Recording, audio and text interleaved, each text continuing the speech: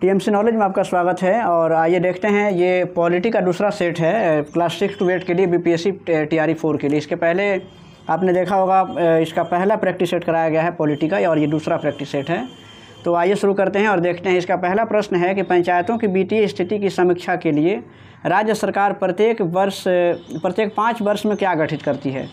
पंचायतों की वित्तीय स्थिति की समीक्षा करने के लिए राज्य सरकार 5 वर्षों के अंतराल पे वित्त आयोग का गठन करती हैं।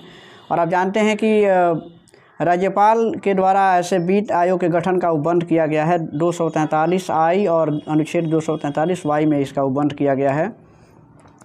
तो इस तरीके से इसका सही जवाब होगा वित्त आयोग, इसका सही ऑप्शन है, यानी कि ऑप्शन बी सही जवाब है इसके लिए।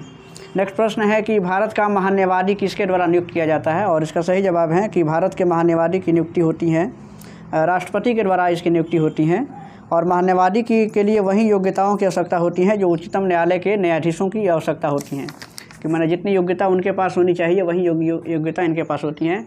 भारत के महान्यायवादी की नियुक्ति राष्ट्रपति के द्वारा होती है और संविधान के अनुच्छेद 76 में इसका उपबंध किया गया है। नेक्स्ट प्रश्न है कि सर्वोच्च न्यायालय के न्यायाधीश की सेवानिवृत्ति की उम्र क्या है, और सर्वोच्च न्यायालय के सेवानिवृत्ति की उम्र जो है कि वो 65 वर्ष हैं। और आप जानते हैं कि अनुच्छेद 124 के अनुसार सर्वोच्च न्यायालय में न्यायाधीशों की सेवानिवृत्ति की उम्र तय की गई है जो 65 वर्ष है। इसके साथ ये भी जान सकते हैं कि उच्चतम न्यायालय और उच्च न्यायालय के न्यायाधीशों की न्यूनतम आयु निर्धारित नहीं है। इस तरीके से आप नेक्स्ट प्रश्न देख सकते हैं कि भारत का प्रधानमंत्री किसके प्रति जवाबदेह होता है। भारत का जो प्रधानमंत्री है वो किसके प्रति जवाबदेह होगा, और इसका सही जवाब है कि लोकसभा के प्रति उसकी जवाबदेही होती है भारत के प्रधानमंत्री की। और लोकसभा सामूहिक रूप से जनता के प्रति उत्तरदायी होती हैं। अनुच्छेद आप जान सकते हैं कि 74 के अनुसार राष्ट्रपति को उनके कार्यों और संपादन की सलाह देने के लिए एक मंत्रिपरिषद होती है, और जिसका प्रधान जो होता है वो प्रधानमंत्री होता है। नेक्स्ट प्रश्न है कि संविधान सभा ने किस वर्ष भारत के लिए एक मसौदा संविधान तैयार करने के लिए डॉक्टर BR अम्बेडकर की अध्यक्षता में मसौदा समिति का गठन किया था। ये अगला प्रश्न है और इसका सही जवाब होगा कि 1947 इसका सही जवाब है। 1947 में भारत के लिए एक मसौदा संविधान तैयार करने के लिए डॉक्टर BR अम्बेडकर की अध्यक्षता में एक मसौदा समिति का गठन किया गया था। और इसके बाद के प्रश्न है कि भारतीय संविधान के निम्नलिखित अनुसूचियों में से कौन 3 अनुसूचियों, यानी कि 3 जो सूचियां हैं, संघ सूची, राज्य सूची और समवर्ती सूची को मूर्त रूप देता है। तो भारत के संविधान में 7वीं अनुसूची में 3 सूचियों का वर्णन किया गया है, जिससे संघ सूची, राज्य सूची और समवर्ती सूची के नाम से जानते हैं। इसमें अलग अलग विषयों की संख्या आप देख सकते हैं कि संघ सूची पर जैसे जानते हैं कि केंद्र सरकार कानून बनाती है, और उसमें मूल रूप से 97 उसमें विषय थे, लेकिन अभी वर्तमान में 98 हैं संघ सूची में। राज्य सूची पर राज्य विधानमंडल में कानून बनता है, और उसमें 66 मूल विषय थे, लेकिन अभी वर्तमान में 59 विषय हैं। और समवर्ती सूची में अभी फ़िलहाल जो है कि 52 विषय हैं, पहले 49 थी, अब 52 हो गया है। समवर्ती सूची में केंद्र और राज्य दोनों सरकारों को कानून बनाने का अधिकार होता है। नेक्स्ट प्रश्न है कि मौलिक अधिकार को लागू करने के लिए न्यायालय निम्नलिखित में से किसे जारी कर सकता है। मौलिक अधिकारों को लागू करने के लिए न्यायालय निम्नलिखित में से किसे जारी कर सकता है। तो मौलिक अधिकारों को लागू करने के लिए रीट जारी किया जाता है, और अनुच्छेद जो उच्चतम न्यायालय है वो अनुच्छेद 32 के तहत, और उच्च न्यायालय यानी कि जो हाई कोर्ट्स होते हैं वो अनुच्छेद 26 के तहत रीट जारी करते हैं। और इसमें सर्वोच्च न्यायालय और उच्च न्यायालय के द्वारा जो रीट जारी की जाते हैं 5 प्रकार के रीट हैं। तो इसका सही जवाब है कि रीट जारी कर सकता है। और नेक्स्ट प्रश्न है कि निम्नलिखित में से किस वर्ष में भारतीय संसद द्वारा पंजाब पुनर्गठन अधिनियम लागू किया गया था। ये अगला प्रश्न है, और इसका सही जवाब है कि 1966 में। 1966 में भारतीय संसद के द्वारा पंजाब पुनर्गठन अधिनियम लागू किया गया था। और इसका अनुच्छेद 3 18वां संविधान संशोधन अधिनियम जब बना था 1966 में, उस समय। नेक्स्ट प्रश्न है कि क्यों लोकतंत्र सरकार का एक बेहतर प्रारूप है। लोकतंत्र सरकार का एक बेहतर प्रारूप है, उसके लिए इसमें से देखिए यह एक अधिक उत्तरदायी सरकार होती है। इसमें निर्णय लेने की विशिष्टता होती है, और यह मतभेद एवं संघर्ष का निपटारा भी करता है, जो लोकतांत्रिक व्यवस्था जहाँ पर होती है। इस तरीके से इसमें सही जवाब इसका ऑप्शन डी होगा। उपयुक्त में से एक से अधिक इसके लिए ऑप्शन जो है कि वो सही है। इस तरीके से ऑप्शन डी सही जवाब है। नेक्स्ट प्रश्न है कि राष्ट्रपति अपने अधिकारों का निस्तारण किसकी सलाह से करता है। ये अगला प्रश्न है, और सही जवाब है कि मंत्रिपरिषद, यानी कि राष्ट्रपति अपने अधिकारों का निस्तारण मंत्रिपरिषद की सलाह से करता है।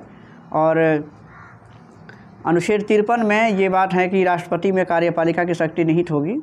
तो इस तरीके से सही जवाब इसका ऑप्शन ए है। और नेक्स्ट प्रश्न है कि दल बदल विरोधी कानून क्या सुझाव देता है। दल बदल विरोधी कानून जो बना था 1985 में संविधान में, जब 52वां संविधान संशोधन हुआ था, उस समय दल बदल विरोधी कानून बना था।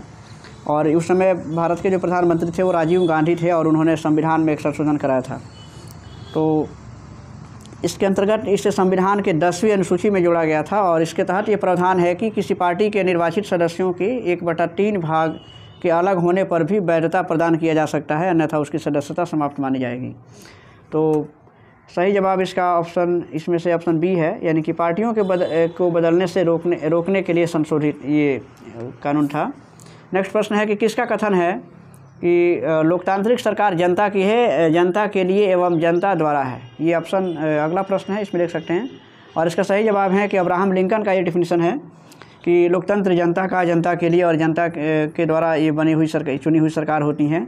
आप जानते हैं कि अब्राहम लिंकन यूएसए के रिपब्लिकन पार्टी के सबसे लोकप्रिय राष्ट्रपतियों में से एक थे और 1861 से 1865 तक वो अमेरिका के राष्ट्रपति रहे थे।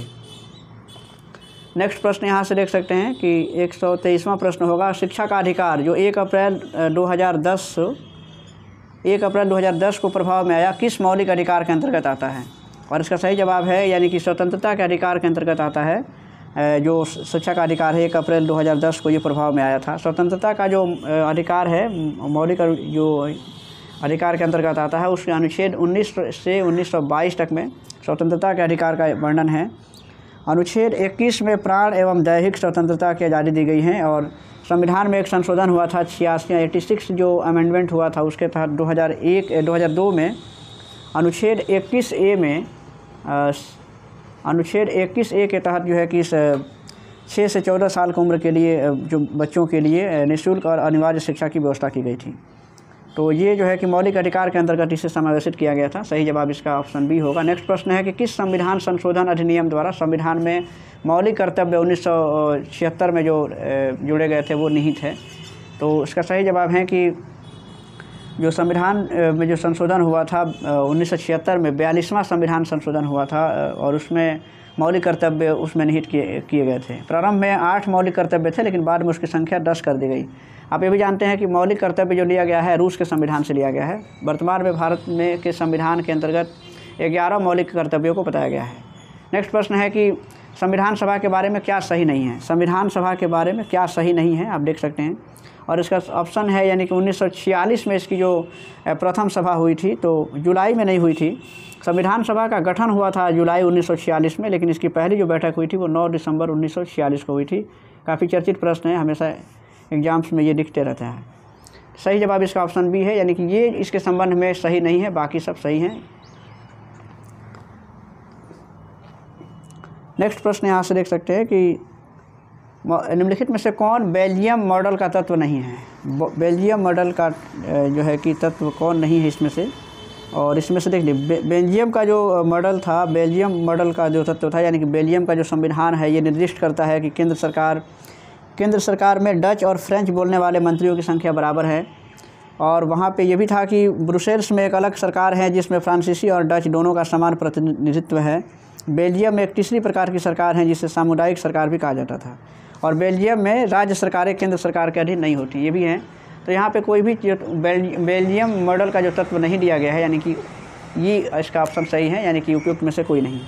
नेक्स्ट है कि जब केंद्र और राज्य सरकारों से शक्ति लेकर स्थानीय सरकार को दे दी जाती है तो इसे विकेंद्रीकरण कहा जाता है। इसे सही जवाब इसका है।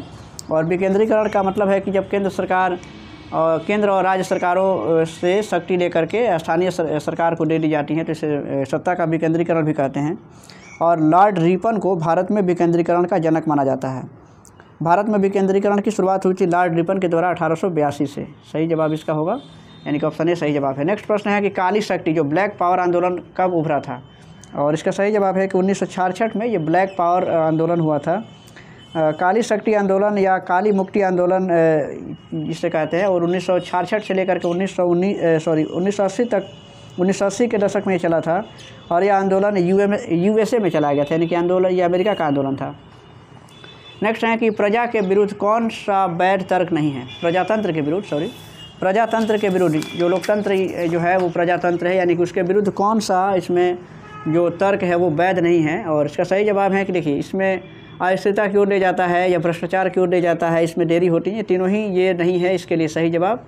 तो वैध तर्क इसमें से कोई भी नहीं है, क्योंकि इसमें से सही जवाब होगा उपयुक्त में से कोई नहीं। प्रजातंत्र के लिए जो वैध जो तर्क हैं, यानी कि प्रजातंत्र स्थिरता के साथ विकास के मार्ग की ओर ले जाता है और प्रजातंत्र से प्रजा का शासन प्रशासन पर नियंत्रण होता है, जिसके कारण भ्रष्टाचार भी रुकता है। और प्रजातंत्र विश्व में देखा जाए तो सबसे लोकप्रिय शासन व्यवस्था है। तो इस तरीके से ऑप्शन ई सही जवाब है इसके लिए, क्योंकि वैध तर्क इस ऑप्शन में कोई भी नहीं है। कौन सा देश सार्वभौमिक वयस्क मताधिकार का अनुसरण नहीं करता है? इसमें देख सकते हैं कि कौन सा देश जो है वो सार्वभौमिक वयस्क मताधिकार का अनुसरण नहीं करता है, यानी कि इसमें से सही जवाब है कि जैसे देखिएगा एस्टोनिया है, फिजी और सऊदी अरब, ये सार्वभौमिक वयस्क मताधिकार का अनुसरण नहीं करते हैं। और इसमें से ये तीनों ही जवाब सही है, यानी कि एक से अधिक इसके लिए सही जवाब होगा, उपयुक्त में से एक से अधिक। नेक्स्ट प्रश्न यहाँ से है कि निम्नलिखित में से कौन से राज्य समूह में प्रत्येक राज्य की लोकसभा निर्वाचन क्षेत्रों की संख्या 40 से अधिक है? 40 से अधिक लोकसभा में जो निर्वाचन क्षेत्र की संख्या है वो बताना है कि वो कौन से राज्य समूह हैं। तो इसमें से आप देख सकते हैं कि ऑप्शन बी जो है उत्तर प्रदेश, महाराष्ट्र और पश्चिम बंगाल। उत्तर प्रदेश में 80, फिर महाराष्ट्र में 48 है। उत्तर प्रदेश 80 है, महाराष्ट्र में 48 हैं और पश्चिम बंगाल में 42 हैं। इस तरह से बिहार में 40 है और इसी तरह से तमिलनाडु में 39 है, आंध्र प्रदेश 25, मध्य प्रदेश में 29 है और झारखंड में 14 लोकसभा के निर्वाचन क्षेत्र की संख्या है। ऑप्शन बी इसके लिए सही जवाब है। नेक्स्ट है कि सूचना का अधिकार अधिनियम को भारतीय संसद, ये अगला प्रश्न है कि सूचना का अधिकार अधिनियम को भारतीय संसद द्वारा पारित किया गया था। ये कब पारित हुआ था? तो इसका सही जवाब 2005 होगा, यानी कि 2005 में भारतीय संसद के द्वारा इसे पारित किया गया था। और एक वैधानिक निकाय नहीं है जो सूचना का अधिकार है, जिसको RTI कहते हैं, राइट टू इन्फॉर्मेशन जो होता है। तो इस तरीके से इसमें 2005 इसका सही जवाब है। नेक्स्ट प्रश्न है कि राज्यसभा का कार्यकाल कितने समय के लिए होता है? राज्यसभा का जो कार्यकाल होता है वो 6 वर्ष के लिए होता है, यानी कि ऑप्शन बी इसके लिए सही जवाब है। आप जानते हैं कि राज्यसभा की संरचना का जो संबंध अनुच्छेद 80 से हैं और उसमें अधिकतम जो सदस्यों की संख्या है 250 है। अभी वर्तमान में 245 सीटें हैं और 6 साल का इसका कार्यकाल होता है, जबकि ये एक अस्थायी सदन भी है। 5 वर्ष जो होता है वो लोकसभा का कार्यकाल है। नेक्स्ट प्रश्न है कि कौन सा संविधान संशोधन अधिनियम लोकसभा एवं राज्य विधानसभाओं में महिलाओं के लिए 33% सीटों के आरक्षण की व्यवस्था करता है? ये अगला प्रश्न है। 106वां ये संविधान संशोधन अधिनियम जो हुआ था लोकसभा और राज्यसभा में 33% सीटों के आरक्षण की बात करता है। और नारी शक्ति बंधन अधिनियम जो बना था वो, जिसे महिला आरक्षण विधेयक 2023 के नाम से भी जानते हैं, और 2023 में भी ये अधिनियम बना था। 128वें संशोधन किया गया था संविधान में, जो लोकसभा और राज्य विधानसभाओं में महिलाओं के लिए 33% सीट आरक्षण करने का प्रावधान करता है। और 20 सितंबर 2023 को इसे लोकसभा से और 21 सितंबर 2023 को राज्यसभा से इसे पारित कर दिया गया था। नेक्स्ट प्रश्न इसका है कि, तो इसका सही जवाब हो जाएगा, इसने 128वां संविधान संशोधन इसका सही जवाब होगा। इसका 106वां ये संविधान संशोधन है। 128वां जो हुआ था 2023 में किया गया था इसके लिए। नेक्स्ट प्रश्न है कि निर्वाचक फ़ोटो पहचान पत्र को भारत में किस वर्ष लागू किया गया था? निर्वाचक फ़ोटो पहचान पत्र भारत में कब लागू किया गया था? 1993 में इसे लागू किया गया था। और चुनाव आयोग के द्वारा मतदाता फ़ोटो पहचान पत्र के उपयोग से चुनाव प्रक्रिया सरल हुई थी और इसमें निष्पक्षता को भी काफ़ी बल मिला था। तो इसका सही जवाब है ऑप्शन, इसमें 93 नहीं दिया हुआ है, यानी कि ऑप्शन ई सही जवाब है इसके लिए। नेक्स्ट है कि नेपाल में लोकतंत्र की वापसी कब हुई थी? नेपाल में लोकतंत्र की वापसी हुई थी 2006 में, और 24 अप्रैल 2006 को नेपाल जो नरेश थे ज्ञानेंद्र ने संसद को बहाल करके और सत्ता 7 राजनीतिक दलों के गठबंधन को सौंपने की घोषणा करके दी थी। इस प्रकार से और लोकतंत्र के वहाँ पे पुनर्जन्म हुआ और नेपाल में जन संघर्ष का जो एक दौर चल रहा था वो ख़त्म हुआ था। और उसके पहले जो प्रधानमंत्री बने थे गिरिजा प्रसाद कोइराला बने थे, और 30 अप्रैल 2006 को उनको प्रधानमंत्री के पद की शपथ दिलाई गई थी। तो इस तरीके से सही जवाब इसका 2006 होगा, जो कि ऑप्शन में यहाँ पे ऑप्शन ए में है। नेक्स्ट प्रश्न है कि निम्नलिखित में से किस कारण से निर्वाचन की आवश्यकता पड़ती है? कौन सा ऐसा कारण है कि निर्वाचन की आवश्यकता पड़ती है? आप जानते हैं कि अपने प्रतिनिधियों का चयन करने के लिए निर्वाचन की आवश्यकता है, क्योंकि उसी के माध्यम से लोग अपने प्रतिनिधियों को चुनते हैं और एक संवैधानिक जो निर्वाचन आयोग है एक संवैधानिक संस्था भी हैं। तो सही जवाब इसका ऑप्शन बी होगा, क्योंकि अपने प्रतिनिधियों का चयन करने के लिए हमें निर्वाचन की आवश्यकता पड़ती है। भारत में लोकसभा के सदस्यों की अधिकतम संख्या कितनी है? लोकसभा के सदस्यों की संख्या भारत में कितनी है? अधिकतम की बात करेंगे तो 552 इसका सही जवाब होगा, जो कि ऑप्शन में नहीं दिख रहा है। 552 अधिकतम संख्या है। और ऐसे लोकसभा में जो है कि वो 500 वर्तमान में जो सीटें हैं वो 545 हैं। तो 545 सीट जो है कि वर्तमान में है, अधिकतम 552 होता है। अनुच्छेद 81 के तहत लोकसभा के संरचना की बात की गई है। पहले लोकसभा में जो है कि 2 आंग्ल जो भारतीय होते थे उनका चुनाव होता था, लेकिन 2019 से उसे भी बंद कर दिया गया है। अब 2 व्यक्तियों का चुनाव नहीं होता है। नेक्स्ट प्रश्न है, निम्नलिखित में से किसे वर्तमान कानून में संशोधन का अधिकार है? कानून में जो है कि संशोधन का अधिकार किसे दिया गया है? और इसका सही जवाब है कि संसद को भारत में कानून संशोधन का अधिकार दिया गया है। सही जवाब इसका ऑप्शन बी है इसका सही जवाब। नेक्स्ट प्रश्न है कि राष्ट्रपति को कौन सलाह एवं मंत्रणा देता है? राष्ट्रपति को, तो राष्ट्रपति को संघीय मंत्रिपरिषद सलाह देता है और उसे मंत्रणा भी देता है। तो ऑप्शन बी इसका सही जवाब होगा। संघीय व्यवस्थापिका को संसद कहते हैं और भारत के 2 सदन हैं, यानी कि संसद के 2 सदन हैं, लोकसभा और राज्यसभा। नेक्स्ट प्रश्न यहाँ से देखते हैं कि 141वां प्रश्न होगा कि संघीय मंत्रिमंडल की बैठक का सभापतित्व कौन करता है? संघीय मंत्रिमंडल की बैठक का सभापतित्व प्रधानमंत्री करते हैं। 141 का सी होगा इसका सही जवाब। नेक्स्ट प्रश्न यहाँ से है कि भारतीय संविधान में पहली बार संशोधन कब किया गया था? पहली संशोधन भारतीय संविधान में कब हुआ था? पहला जो संशोधन हुआ था 1951 में हुआ था, और जिसके द्वारा संविधान के 9वीं अनुसूची में जोड़ा गया, जिसे 9वीं अनुसूची में जोड़ा गया था, और जिसमें जमींदारी उन्मूलन एवं भूमि सुधार जैसे विषय को शामिल किया गया था। तो 1951 इसका सही जवाब होगा। नेक्स्ट है कि क्रीमी लेयर संकल्पना से क्या तात्पर्य है? क्रीमी लेयर जो होता है तो जिसमें आर्थिक स्तर के आर्थिक आधार पर वर्गीकरण किया गया है, जिसमें उच्चतम न्यायालय का यह निर्णय था। उच्चतम न्यायालय ने अपने एक महत्वपूर्ण निर्णय में आरक्षण वर्गों को, यानी कि जो आरक्षित वर्ग है समाज में, तो ऐसे व्यक्तियों को उसको बाहर करना था जो आर्थिक रूप से मजबूत स्थिति में पहले से ही है। तो क्रीमी लेयर की जो सीमा है वो 6 लाख थी, और जिसे बढ़ा करके अब 8 लाख कर दिया गया है। यानी कि आर्थिक आधार पर ये एक वर्गीकरण है। 8 लाख से अधिक आय वाले को आरक्षण का लाभ नहीं मिल सकता है, और पहले ये सीमा 6 लाख तक थी, अब उसे 8 लाख कर दिया गया है। तो इसका सही जवाब है ऑप्शन सी, यानी कि आर्थिक स्तर पे आधार का ये आर्थिक स्तर के आधार का ये वर्गीकरण है। नेक्स्ट प्रश्न है कि भारतीय संविधान में संवैधानिक उपचार का अधिकार निम्नलिखित में से किस अनुच्छेद में दिया गया है? अनुच्छेद 32 इसके लिए सही जवाब होगा। अनुच्छेद 32 में संवैधानिक, यानी कि संविधान में जो है कि संवैधानिक उपचारों का अधिकार दिया गया है, और अनुच्छेद 32 को ही डॉक्टर अम्बेडकर ने संविधान की आत्मा और हृदय कहा है। तो उन्होंने कहा था कि डॉक्टर अम्बेडकर ने कहा था कि अनुच्छेद, यानी कि जो 32वां जो संविधान जो संशोधन ये दिया गया संवैधानिक उपचार का जो अधिकार है, उसके बिना जो है कि ये संविधान मृत प्राय होगा, इसका कोई मतलब नहीं रहेगा। नेक्स्ट प्रश्न है कि संयुक्त राष्ट्र यूनाइटेड नेशंस की महासभा की बैठक कब हुई थी? 145वां प्रश्न है। देखिए, संयुक्त राष्ट्र में महासभा की बैठक जो है कि वर्ष में 1 बार आयोजित होती है, और जो महासभा है संयुक्त राष्ट्र की सबसे बड़ी सभा भी है, और जिसमें सभी जो उसके जो जितने जो सदस्य देश होते हैं सभी वो महासभा के भी सदस्य होते हैं। तो सही जवाब इसका ऑप्शन बी है, वर्ष में 1 बार होती है इसकी बैठक।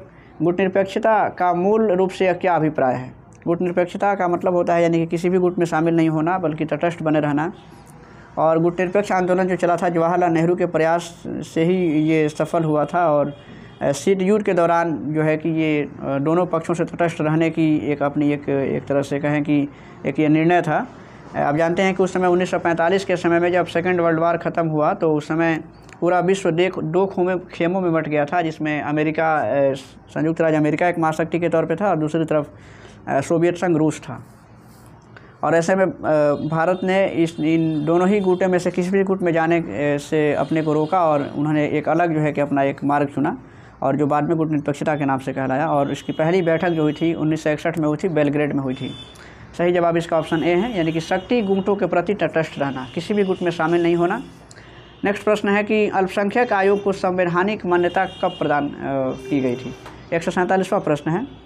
राष्ट्रीय अल्पसंख्यक आयोग अधिनियम 1992 में पारित किया गया था और जिसके आधार पर पुराने अल्पसंख्यक आयोग के स्थान पर नई जो है कि